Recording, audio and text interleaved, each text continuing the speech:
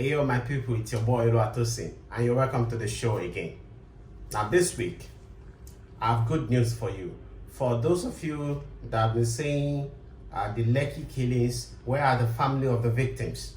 Where are the victims? Why are they not speaking up? Why are their family not speaking up?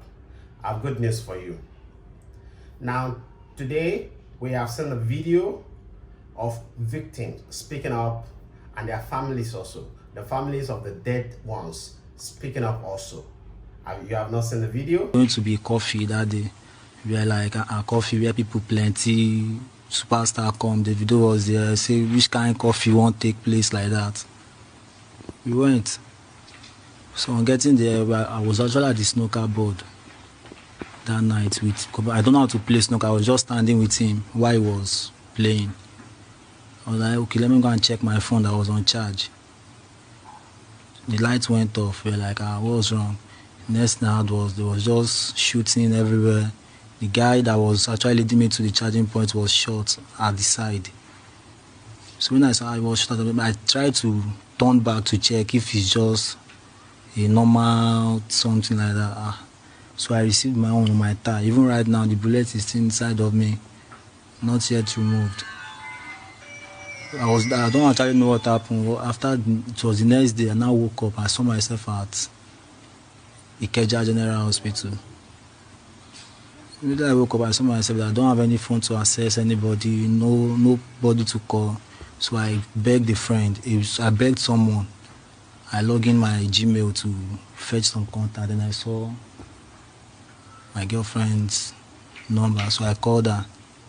Immediately I called her. I called my brother, I texted some friends. That was actually how they knew that I was at the General Hospital. Then the next day she came, and she has been the one there for me since then. But right now, since the... I'm speaking on behalf of my brother who died from this protest. Ayodunbe Gabriel Ayola. What happened to him? He was shot in the head. And we were actually looking for him because he doesn't stay with us. So it was like 2 days before he passed on that we saw this. Somebody sent it to me on WhatsApp. So they wrote it there that he's at Lasut and that they are looking for his family. So we went to Lasut. So they said he was unconscious for like 2 weeks. So by the time we got there, he had opened his eyes and he was moving his hands, but he could not talk. They were feeding him through his nose. So, and they were sore all over his body because they did not turn him for a long time. And I think he did not get the right medical attention. So the whole thing, that was what I think led to his death eventually. He can't talk to me. Can't open eye. So I was surprised to see him in the position, that situation. So I have to try and see the doctor if he can be able to transfer him to Lekki because that is nearby. So they write a letter that he should be transferred that night, but they said there's no bullion and there's no ambulance. So the next day in the night, that is either 23 or 24. So they brought us to Lekki emergency. So he was there tied down. They tied the 2 legs and the 2 hands. So in the night, that very day, so they said we should go and do the X-ray of the brain. So when the doctor studied the X-ray, he noticed that there is a blood at the front head and at the back of the brain. So he now said that is why he cannot say anything now that gradually when they started giving drugs, the blood will vanish.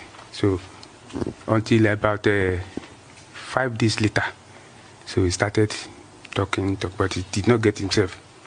Even up to this moment, when they discharged us from the hospital, he has not been able to say the normal thing. When he said 1, 2, 3, 3, 3, 3, 3. But I see that he has been saying something. So up to now, as at the time when he was discharged, they said we should come back January. Good. Now we have all seen the video of the Lekki killings victims and their families speaking up. And I hope this video will help the Lagos State judicial panel sitting on this issue. And moving up, insecurity in Nigeria is no news again. A lot of attacks happen every day and they don't get reported in the news because people are used to. Now when people die, when citizens die now, people are used to. Some people will ask you, how many people die? Oh, such number of people will not reach make them call a massacre now. Why they will call 10 people die massacre?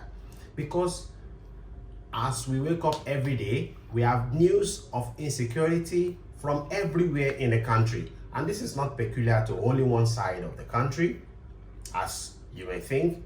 It is everywhere in the country. But of course, some certain part of the country are facing these challenges than the other.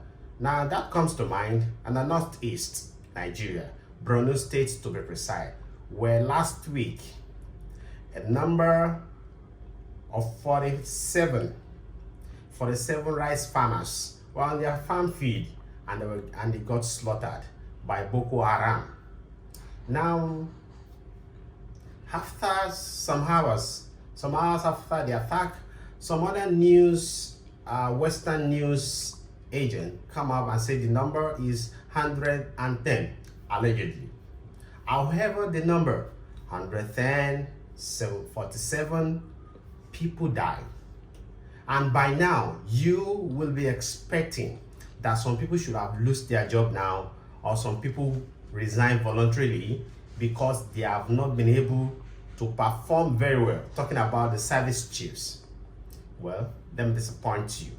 Nobody is talking about anything called resigning yet, because people are not responsible. The service chiefs we have, and talking about service chief, we are coming up with an addition for them to talk about if they are still capable of holding their posts. But while we decide on that, the service chief, they still have their job till now. People keep dying every day. Insecurity happening everywhere in the country, and people keep dying. But the president, of course, you know, he's been sleeping. Sleeping president we have. Sometimes ago they have called him lifeless. But till now, he has not proven to anyone, even some people say he's dead, and that the guy in Aso Rock is not the real president. But till now, the president himself has not made any one of us to think otherwise. Instead, we have seen incompetence on the side of the president increasing by the day. Instead, we have seen insecurity growing day by day in Nigeria. And by this, you keep asking yourself, how many people are going to be killed before the service chiefs will be let go?